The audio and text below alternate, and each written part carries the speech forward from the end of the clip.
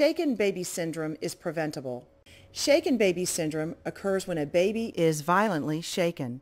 It causes permanent brain damage, paralysis, bleeding within the brain, blindness, and death. By preparing yourself and all of your baby's caregivers, you can help prevent this tragedy. The night Graham was shaken, he actually exhibited some of the symptoms that are common to shaken baby syndrome. Shaken baby syndrome demonstrates brain injuries and many times other injuries as well.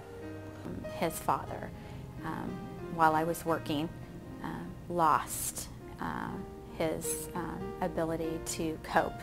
As it was relayed to me, he was went limp, was lethargic, white, non-responsive, unconscious.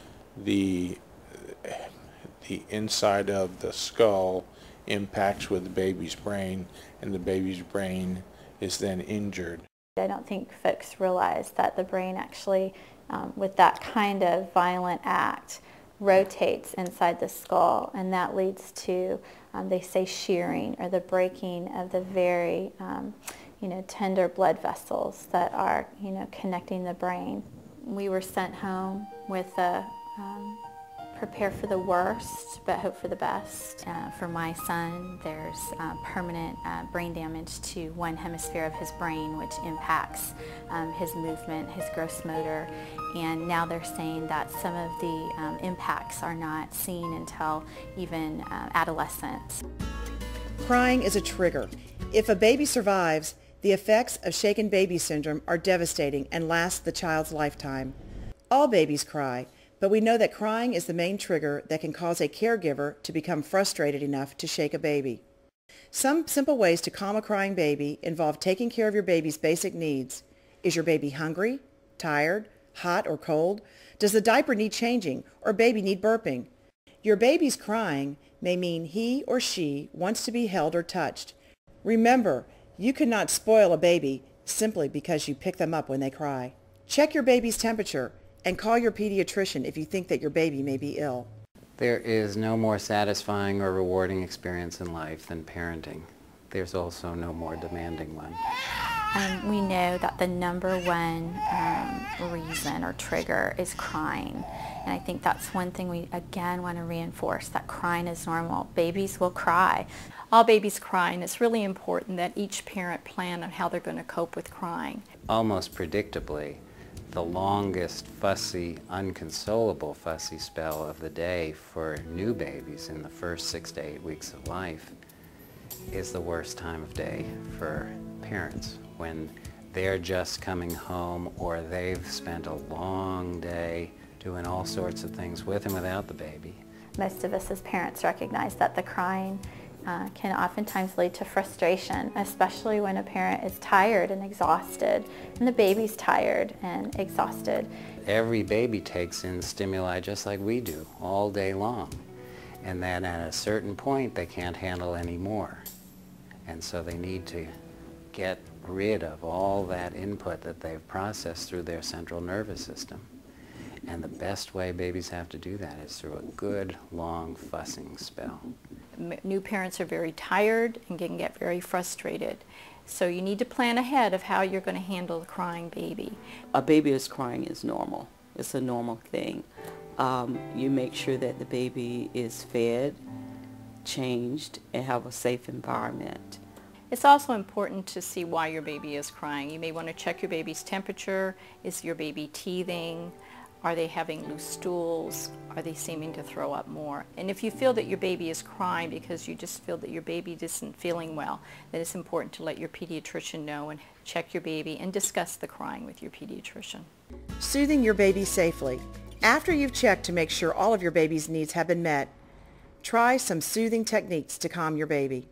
This can include cuddling, rocking, swaying, singing or humming, swaddling, riding in a stroller, playing soft music, making a shh sound, dimming lights, using an infant swing, offering a pacifier. Every baby has a unique personality and may respond to very different types of sensations and attempts to soothe the baby. Babies like very much to be rocked and sometimes swaying back and forth with the baby, using music, even talking to a baby in a calm voice. It's also been recommended to even use a shushing sound, noises that would mimic what babies experienced in the womb. Try to soothe them the best possible, but if your infant is still crying, then lay them down in their crib, on their back, and walk out and take a deep breath. There's nothing wrong with asking a family member or friend to come give you a break. Because if you feel you cannot handle it, okay, take a break, take a deep breath. Never, never try to soothe the baby if you are overstressed and you feel that you cannot manage the situation. They try to comfort the baby, but they are so stressed and so angry that this movement happens a lot. And finally they shake the baby. Have a plan in place for you and your baby's caregivers. Remember, you will get frustrated, so think about ways you can cope ahead of time. Take deep breaths and give yourself a break. Safely place your baby in a crib on his or her back to cry it out. Check on your baby every 5 to 10 minutes to make sure your baby is safe. It is okay to ask for help. Call a trusted friend, relative, or neighbor and ask them to watch your baby so you can take a break. Be certain that the person you choose to watch your child is prepared to handle your baby's fussiness. It is important to have this, what we call support plan, and have a management plan in place so that you really become familiar with, the routine of the baby and what the baby is crying about and what you do. And so having that management plan to cope with the crying is important. Call your partner, call your friends, call your relatives, call your doctor, any other community resource that is out there. It's okay to feel stressed. It's okay to feel sometimes that you cannot handle the situations. Also part of that plan is your calm down or de-escalation plan for yourself. If there's ever a sense on the part of the parent or the caregiver that they feel, their blood pressure rising, that they're starting to feel frustrated, that they're starting to feel angry or resentful, to make that commitment to put the baby down in a safe place and walk away. We talk about time out for children needing to kind of regroup. Well, it's somewhat of a regrouping time for caregivers. Have backup support systems.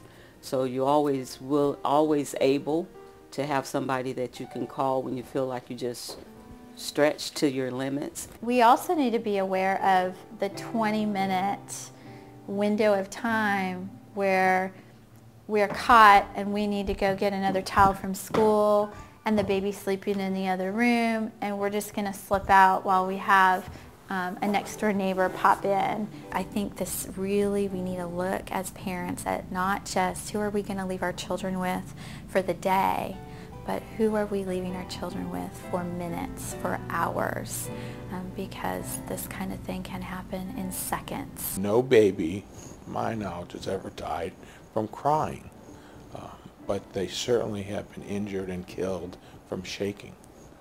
Educate your caregivers. Shaken baby syndrome happens when a caregiver loses control. It can happen in a matter of minutes, so make sure you trust your caregivers with your baby's life. Protect your baby by sharing this information with everyone who cares for your child. I had to realize that this can happen to anybody.